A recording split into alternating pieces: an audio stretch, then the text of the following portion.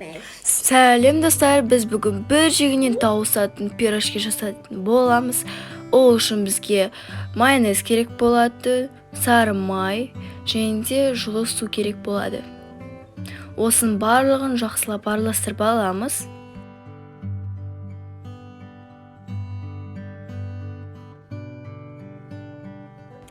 Араластырып болғаннан кейін өз дрожжымызды салатын боламыз, бетін жауып қоямыз, ол көтерілу керек болады. Мінекей біздің дрожжымыз көтерілді, оның үстіне дәміне қарай тұз салатын боламыз.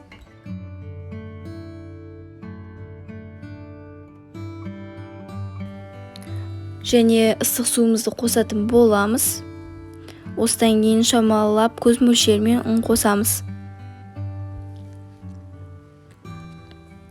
Ұн қосқаннан кейін барлығын қамыр шыққанша дейін араластыратын боламыз. Қамыр дайын болғанша дейін біз оның ішкі ингредиенттерін жасайтын боламыз, яғни пирожки картоппен жасайтын боламыз.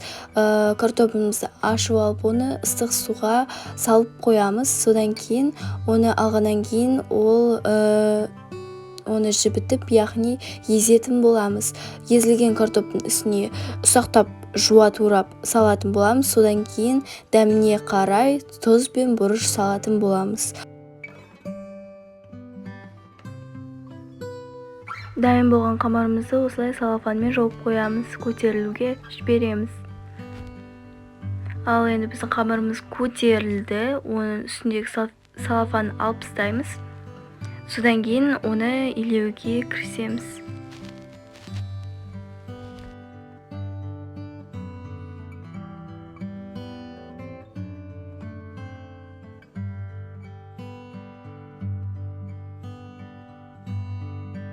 Осындай бөліктерді илеп алғаннан кейін біз оның ішіне жаңағы картошкасын салатын боламыз.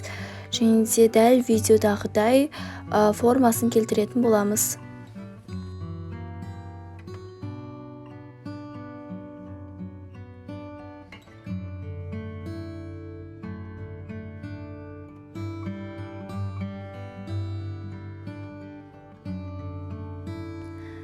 Мінекей бізде дайын болды, өте түріне қарасын дәмді болып тұр.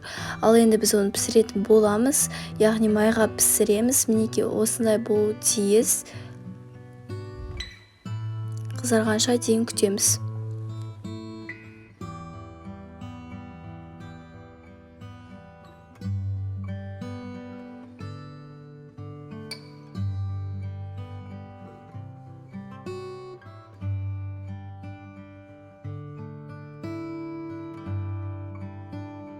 Біздің пирожкиміз өте дәмді, өте пышын және бір жегеннен балалар тауысып қоятындай болып шықты.